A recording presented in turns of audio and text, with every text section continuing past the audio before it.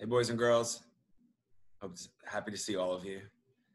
As we continue learning about the Industrial Revolution, the next area of focus is the occupancy of factories. So as you have learned already, the change from agriculture to industrialization meant that instead of working on farms, people now were working in factories or mills and mines and things like that. So what I want us to talk about today is the environment that people found themselves in once they became factory workers. And as you can probably imagine, it wasn't always that good. So let's get started.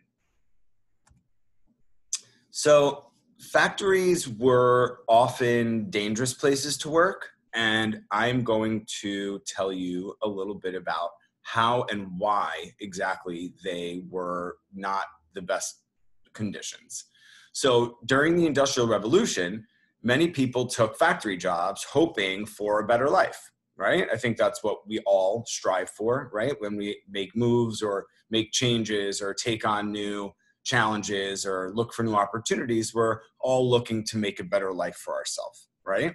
So once these people took on these new opportunities of working in factories, they quickly realized and discovered that factories were often grim places to work, not as you might think, not happy, fun, safe, nothing like that. A typical workday for someone working in a factory during the Industrial Revolution was anywhere from 12 to 16 hours. That's a really, really long workday. And in the winter, the factories were very cold because they didn't have any heat. And during the summer, they were very hot and humid because there were very few windows to circulate fresh air. And the factory owners had no reason really to make any changes to the conditions because, we'll talk more about this in a minute, nobody said anything. Nobody brought it up. Nobody spoke up for themselves and tried to ignite any type of change. So it was what we would say the status quo. It was how it was, and you dealt with it and you had a job, or you didn't deal with it and you didn't have a job. So there were two very clear options, and obviously one would naturally take the option that would provide for them and their family. The work itself was actually very boring and mundane because the workers would do the exact same task over and over and over all day long. So it wasn't necessarily exciting work. Like, I'm so lucky that I get to go to work every day and do something exciting and fun. I'm a teacher, and every single day it's different, and I'm creating all the time. These type of jobs were not anything like that. They were just do the exact same thing over and over and over. So you can imagine that they weren't very fulfilling. Factory work was very, very dangerous, and for several reasons. So as I said a minute ago, there were very few windows for fresh air. So that also meant that if you think about a big factory, there's a lot of machines, right? And machines give off fumes and many other types of things. So you can imagine that all of these machines inside with no windows to circulate air, pollution, fumes, gases, who knows what else, were filling the buildings. And so the people that worked there were forced to breathe this stuff in. Over time, we now know that breathing in toxic fumes or pollution or gases of any type can cause serious, serious health issues. There was poor lighting. Electricity was actually a very new invention at this point. So the lighting was poor. And as you can imagine, if it's dark, that probably causes more accidents to happen. And a lot of those accidents were often fatal. Someone could easily lose their life in a machine accident. Machines also, a lot of workers could possibly have been crushed by a machine. They might lose a hand or an arm or even a leg. And they were often handling toxic material every day that was harmful to their health. If it got on their skin, it could burn them. Anything really could go wrong. And it did. It was very common for injuries like this to occur. Textile workers developed lung diseases, as I said a minute ago, from breathing in the cotton dust and fiber. And if workers got hurt or were sick on the job, they were responsible for getting their own medical care. No one was going to bring them to urgent care, the emergency room. They were responsible for getting there themselves, and they were responsible for paying for their own care. Whereas today we have health insurance that's hopefully, luckily, provided by your employer, and it's covered and taken care of for you. So you're safe and you can have peace of mind and know that if, God forbid, you were to get hurt, that your care would be covered. But these people didn't have that luxury. They had to take care of all of that themselves. And when they were recovering, if they didn't recover really fast, guess what? Somebody else was taking their job. The employer would quickly give away their job to somebody who was healthy and able to get it done. So if you were on the mend and you couldn't get back to work fast, it wasn't good. Factory owners were allowed to treat workers this way because there were no regulations in place to protect employees, laborers, people in the labor force.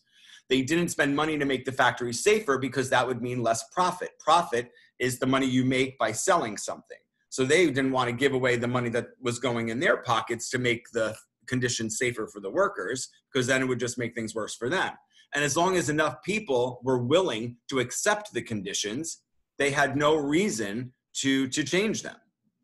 And if workers complained, they were immediately fired, and they were even blacklisted, which meant that they gained a reputation as a troublemaker, and no one else in town would ever hire them again. So you can imagine that the risk of losing your job and being blacklisted was very, very serious, because how would you support your family or yourself or anything if you were to become blacklisted that way? So as a result of all of this, the workers kept their mouths shut. They kept quiet about the dangerous conditions because they feared losing their jobs and their livelihood. So the Triangle Shirtwaist Factory fire was one of the deadliest industrial incidents in U.S. history.